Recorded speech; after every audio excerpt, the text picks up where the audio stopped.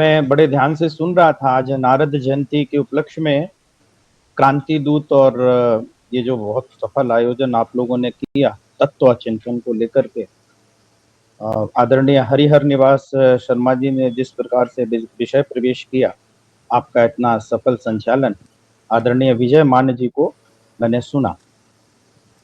इसमें देखिए, नारद जयंती पर हम ये कार्य कर रहे हैं और मेरा जो आप लोगों ने विषय दिया है कि जहां संवाद टूटता है या संवाद खत्म होता है, वहां से संघर्ष शुरू होता है। और वर्तमान परिस्थिति में लेकर के युद्ध की बात हुई, युद्धोन्माद की बात हुई।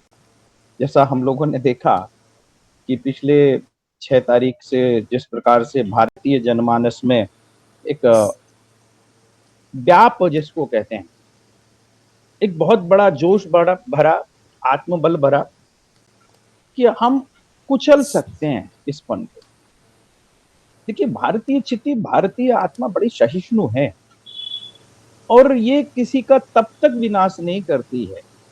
मैं गीता के 18वें अध्याय में जब भगवान श्री कृष्ण अहिंसा परमो धर्मा धर्म हिंसा तथैव च, कल बुद्ध की भी बात हुई। भगवान बुद्ध जयंती भी थी और एक भगवान विष्णु का अवतार कूर्म अवतार है, कूर्म जयंती भी थी। तो ऐसी पूर्णिमासियां और उनके बाद अमावस्या और कृष्ण पक्ष, और ये भारत तो अध्यात्म के चरमोत्कर्ष का देश रहा है। भारत का मतलब ही भारत, सदा स्वयं की खोज में लगा रहना, ज्ञान के प्रकाश की खोज में लगा रहना। इसलिए उसको जगत गुरु शंकराचार्य की भी बात हुई, यहाँ पर कश्मीर का उल्लेख किया। नारद जयंती के विषय पर ही मैं नारद जी के उसमें रहूंगा, क्योंकि बड़ा महत्व है। नारायण नारायण, उनकी मौजूदगी में आपने एक बार कहा कि उनको नकारात्मक दृष्टि से कहा जाता है कि वो भिड़ा देते थे। या मैं बुंदेलखंड से हूँ, 96 से हूँ, जो तीव्र शिक्षित में संघ के एक प्रकल्प के कारण ही दिल्ली आया था। जब मैं उस समय 21-22 वर्ष था और विवेकानंद की तलाश कर रहा था संघ का एक प्रकल्प, तो उसमें मैं दिल्ली आया था। तो मैंने बदलती दिल्ली को, दिल्ली के राजनीतिक माहौल को देखा है। आज जो संवाद का विषय है, या विभिन्न मीडिया चैनल्स की भी बात आई, यूट्यूब की भी बात आई, एक इकोसिस्टम की बात आई। आज हम जो प्रवक्ता देखते हैं, प्रवक्ता का मतलब ही नारद है, देवर्षि नारद, भगवान देवर्षि नारद, उसमें कल्याण का भाव छिपा हो। परंतु आज हम देखते हैं कि प्रवक्ताओं के साथ, विभिन्न प्रवक्ताओं के साथ हम परिवार के साथ नहीं बैठ सकते। वो गाली गुप्ते पे आ जाते हैं, बौद्धिक विमर्श वहां खत्म हो जाता है, वहां द्वंद्व व्यक्तिगत हो जाता है, पूर्वाग्रह हो जाता है। पूर्वाग्रह दुराग्रह में कब बदल जाता है।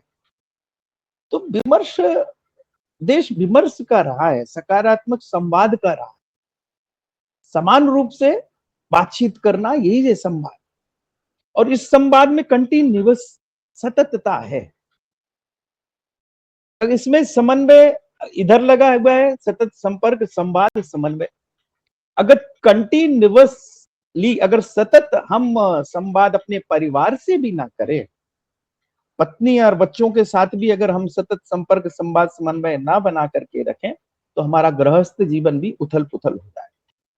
तो जो अपने परिवार में यूनिट कहते हैं, कहते हैं कि राष्ट्र एक एक व्यक्ति के उत्तम चरित्र से बनता है, और वो उत्तम चरित्र जो परिवार की यूनिट है, इकाई है, राष्ट्र की इकाई है, उसी से पुष्पित और पल्लवित होता है।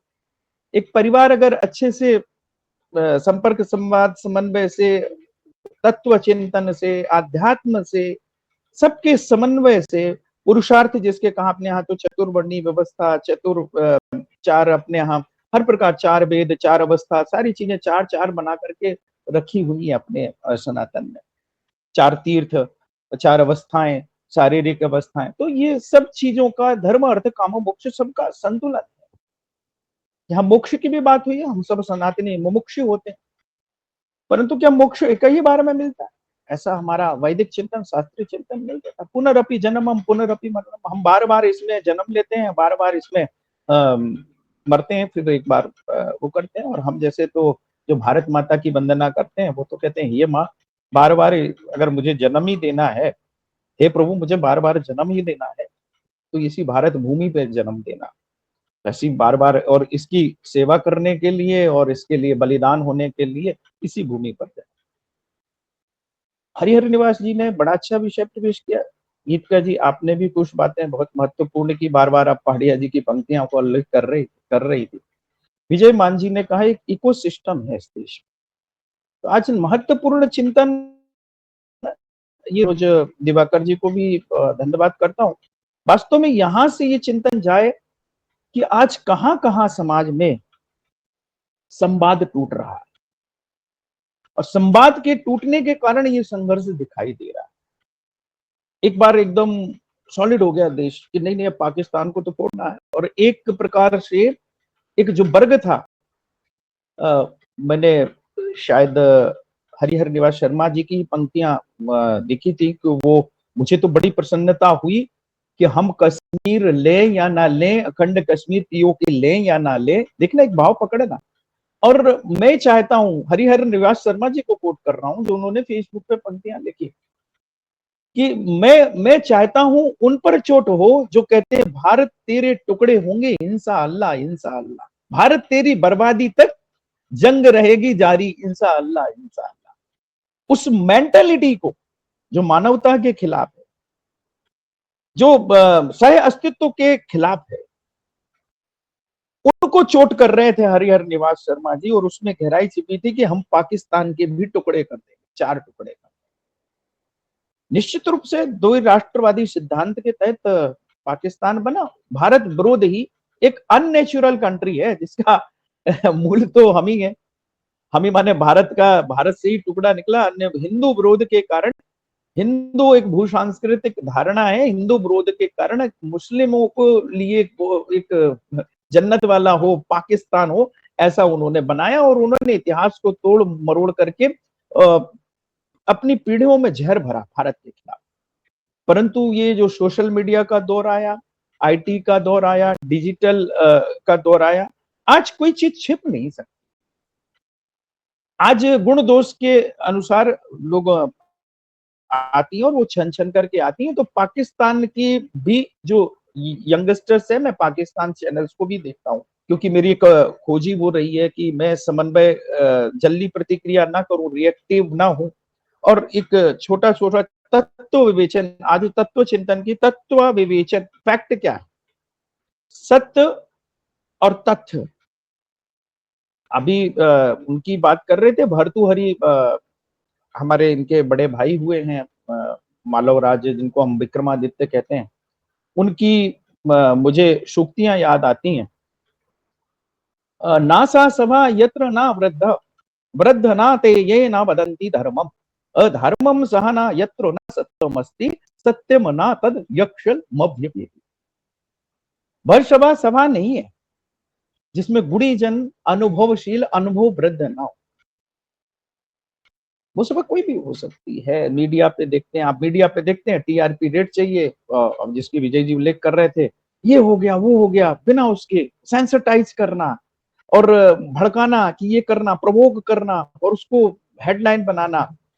तो कहीं ना कहीं ये जो व्यापार हुआ है, व्यापार घुसा है न्यूज ट्रेडर्स के बीच में, यहाँ पर वैल्यूज जो हैं वो कहीं ना कहीं गिरी है, और वही संघर्ष है, यही विप्लव है जो हमें समाज में दिखाई देता है। अनुभव वृद्ध नहीं मिटाते न किसी संगठन में अनुभव, पहले थिंक टैंकर होते थे, आज थिंक टैंकर्स। देखिए वैचारिक जिसको कहते हैं अपना तत्व चिंतन वाला वैचारिक देश है, ये वैचारिक अधिष्ठान वाला देश है। इसकी चिति आत्मा वैदिक मूल है, जिसको कहते हैं वसुधैव कुटुंबकम, कृणवंतो विश्वार्यम। वैदिक शास्त्रीय पद्धति में एक एक सूत्र सर्व कल्याण की, सर्वे भवन्तु सुखना सर्वे सन्तु निरामया सर्वे भद्राणि पश्यन्तु मां कश्चित् दुःख भाग्यो। एक एक मंत्र में कल्याण, विश्व के कल्याण की, विश्व बंधुत्व की बात होती हो, सबको सहोदर मानता हो, वो कभी आक्रामक नहीं हो सकता, हिंसात्मक नहीं होता। भारत की चिति ने, आत्मा ने जब जब शस्त्र उठाए, जब इस धर्म को ही खतरा हो, उस धर्म की रक्षा की और उसको जस्टिफिकेशन जस्टिफिकेशन भगवान श्री कृष्ण ने गीता अमृत वाणी में दिया। अब वृद्ध नाते ये न बदंती धर्म, और वो वृद्ध वृद्ध अनुभव वृद्ध नहीं है, धर्म की बात ना करें। धर्म के 10 गुण है, वो अलग अलग विषय पे है। धर्म घंटा शंख बजाने वाला नहीं है, कर्म कांड नहीं है। धर्म तो एक अलग चीज है, ड्यूटीज है। जैसे सैनिक अपने उसमें निभा रहे थे, जैसे मैं पति धर्म निभाता हूँ, पुत्र धर्म निभाता हूँ, पिता धर्म निभाता हूँ, गुरु धर्म निभाता हूँ, या कहीं कार्य कर रहा हूँ, तो धर्म ड्यूटीज है। राष्ट्र के प्रति भी एक कर्तव्य का निर्वहन करना, वो भी धर्म। धर्म सानो सत्य नाम, पर वो धर्म धर्म नहीं है जिसमें सत्य ना हो। सत्य तो बोलने वाला नारद होना चाहिए। नारायण नारायण, प्रभु मैं आया हूं, फला तपस्या कर रहा है, उससे सिंहासन ढूंढना है, संतुलन बिठाना। अब उसको नारदीय स्वभाव कह रहे हैं। हम लोग बुंदेली में कहते हैं अपनी, या ज्योति प्रदेश कहलाता था बुंदेलखंड पहले, जिजाहूती, जिसका वैनसांग भी काम करता है, यजुर भौतिक परंपरा। और एक बहुत बड़ी परंपरा है, इसको सनातन के लिए हम लोग करके काम कर रहे हैं। मेरे परिचय में आपने कहा, तो उसके बीच में वास्तव में मर्म क्या छिपा है, एक्चुअल क्या है, उसको आज रोका जाता है। सत्य बोलने वाले को तोड़ा मरोड़ा जाता है। अगर हमें संतुलन बिठाना है, संघर्ष को समन करना है, अपने वास्तविक भारतीय वैदिक मूल चिंतन को लाना है, तो हमें धर्म में जाना होगा, धर्म की ओर। और वह धर्म सानो यत्र ना, और वह धर्म धर्म नहीं है जिसमें सत्य ना हो। सत्य होना चाहिए, तथ्यों के साथ होना चाहिए। सत्यम ना तद यक्षल ममृति, और वह सत्य सत्य भी नहीं है जिसमें छल कपट होना। और ऐसे कुछ देखा, कहते जो दिखता है उसमें संशय पैदा होता है, तुरंत हुआ और मैनिपुलेशन हुआ। युद्ध की एक टेक्निक होती है, पाकिस्तान पिट रहा था, उसने अपने आप को बचाने की कोशिश की। अभी बाद में कुछ पत्रिकाएं होंगी, छन छन करके खबर आएगी, और इसमें एक राजनीतिक रूप से चर्चा चली। तो देखिए, संवाद, वर्तमान जो राजनीतिक नेतृत्व है, जो कभी विपक्ष हुआ करता था, बहुत जिम्मेदार था, आज सत्ता पक्ष है। आज सत्ता पक्ष को अपनी तरह का विपक्ष चाहिए था, आज विपक्ष नहीं है। और उसमें वाजपेयी जी के शासनकाल, मुझे लगता है, यहाँ पे मुझे करेक्ट करेंगे गलती होती हो अगर, शरद पवार जी शायद मुझे लगता है 84-85 वर्ष के होंगे, उसी पीरियड के होंगे। शरद पवार जी ने एक महत्वपूर्ण बात की, भी विभिन्न पत्रिकाओं में छिप गई, भाई क्यों बुलाएं, क्योंकि वो रक्षा मंत्री भी रहे और उस समय रहे, उनको मालूम है गोपनीय मीटिंग कैसी होती, भाई क्यों बुलाना चाहिए। उन्होंने कहा कि क्यों बुलाना चाहिए संसदीय बैठक और एक दूसरे का आरोप प्रत्यारोप लगाएं, कुछ गोपनीय बातें हैं, वो बंद कमरे की बात होती है, मीटिंग्स में बात।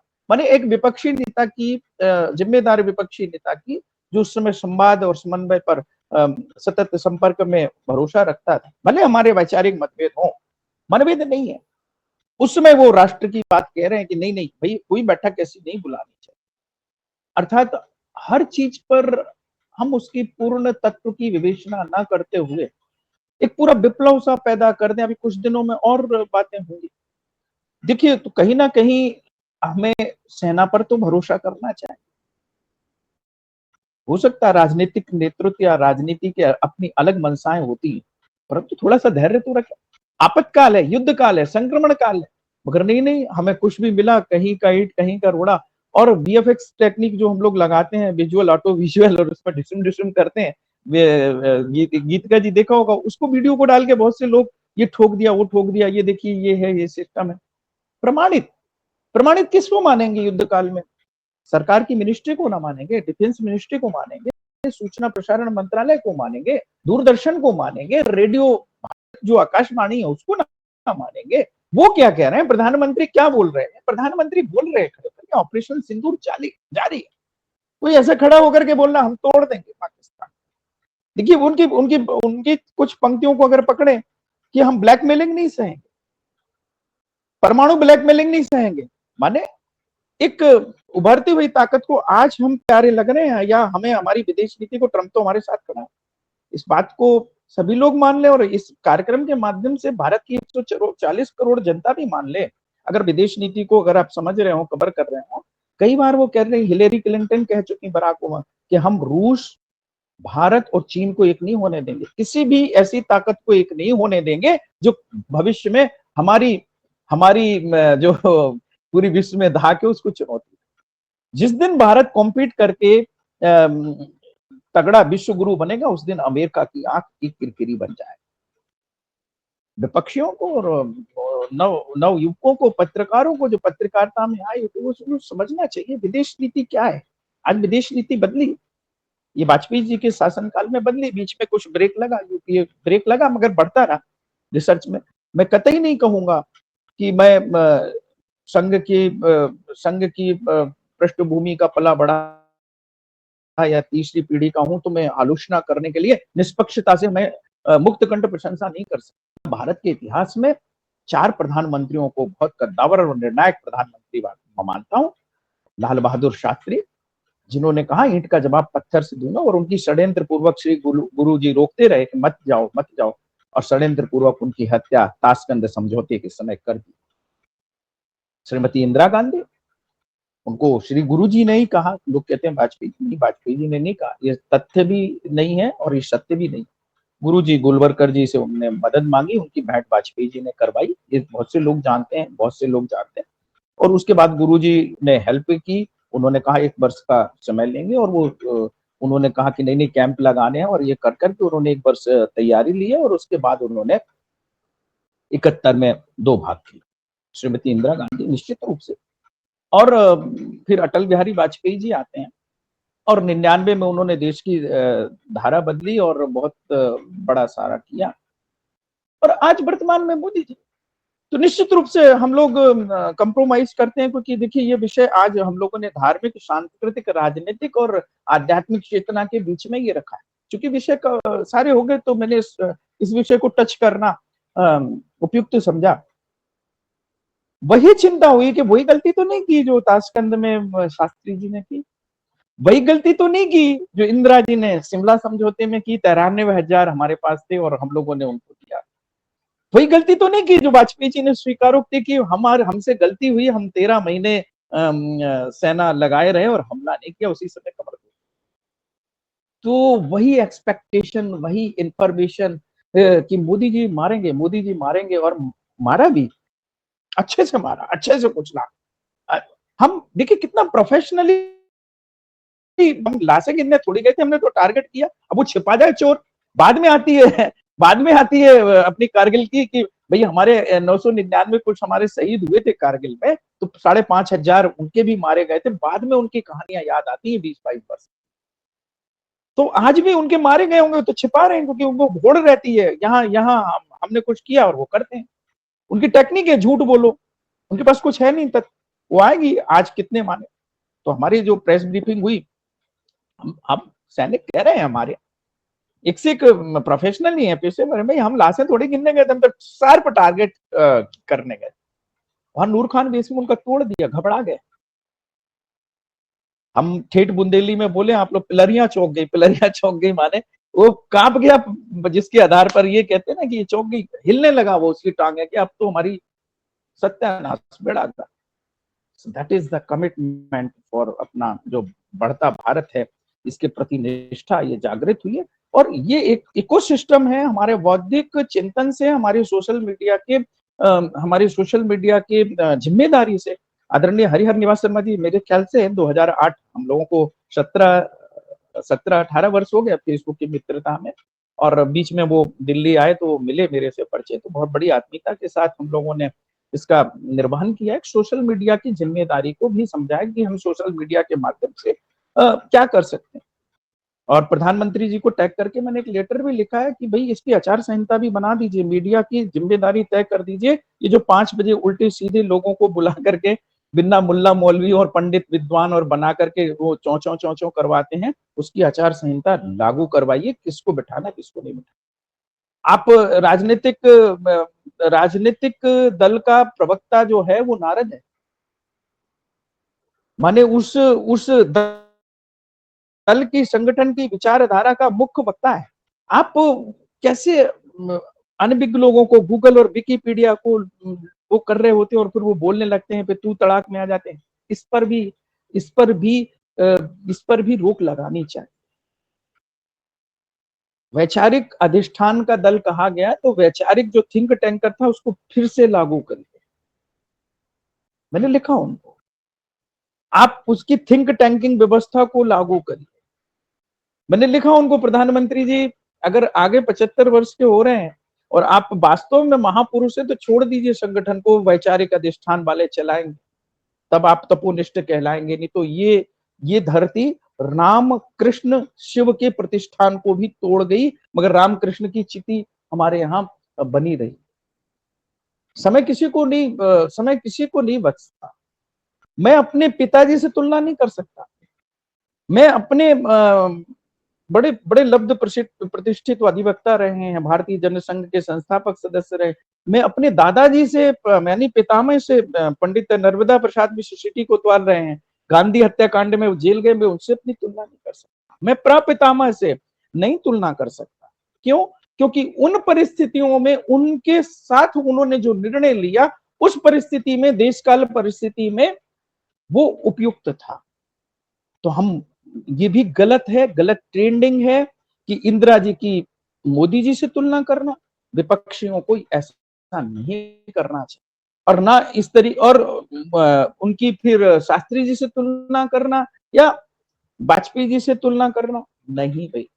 वर्तमान में भारत, उभरते भारत को, बढ़ते भारत को, जिसकी हम 2047 में विजनरी की तरह कर रहे हैं, एक थिंक टैंकिंग, वैचारिक संगठन, वैचारिक देश, वैचारिक लोगों से, नारद के भगवान देवर्षि नारद से चलता है, क्योंकि उन्हीं को समर्पित करना। वो उसमें विश्व कल्याण समाहित है। उसमें एक दूसरे का इंफॉर्मेशन, ब्रह्मा जी को कहीं भी उनका आवागमन तो कोई रोक नहीं सकता, वो वहां दुष्टों के यहाँ भी पहुंच जाते थे, शुक्राचार्य के यहाँ भी पहुंच जाते थे, बृहस्पति के यहाँ भी पहुंच जाते थे। और ये चिंतन है कि हमारा तत्व चिंतन हमें मार नहीं पाया, हमें जिलाए रखा। जब हमारी हत्याएं हुई, जनेऊ काटे गए, तोले गए, गर्दन के गर्दन काट दी गई, तब इस्लामिक पीरियड में, और तब हमें नहीं झुका पाए, तो आज हमें देश को कैसे, जो उभरता भारत है, हमें कैसे झुका पाए। मैं अपने समारोह की तरफ बढ़ रहा हूँ क्योंकि समय सीमित है और भी लोगों को बोलना है। तो संवाद तो होना ही चाहिए, कंटिन्यूअस होना चाहिए, समन्वय होना चाहिए, और उसमें गहरा धैर्य होना चाहिए।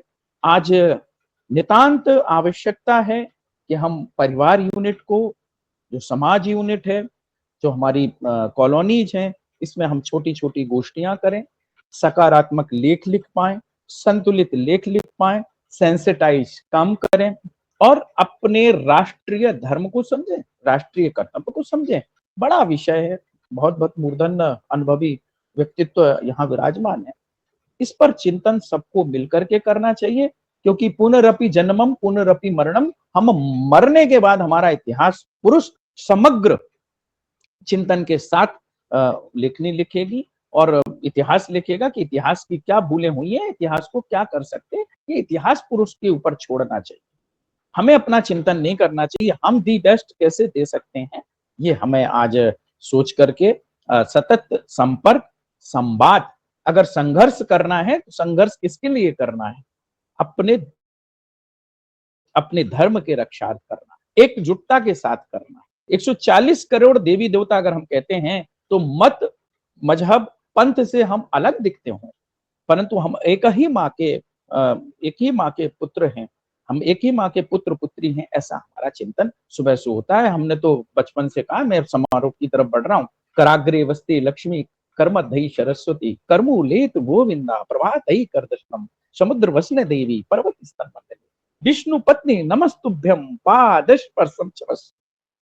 क्या मतलब है, क्या ऋषियों का चिंतन कि हे माता, हे जननी, मैं आपको पैर पैर बिस्तर से उठते हुए पैर स्पर्श कर रहा हूँ।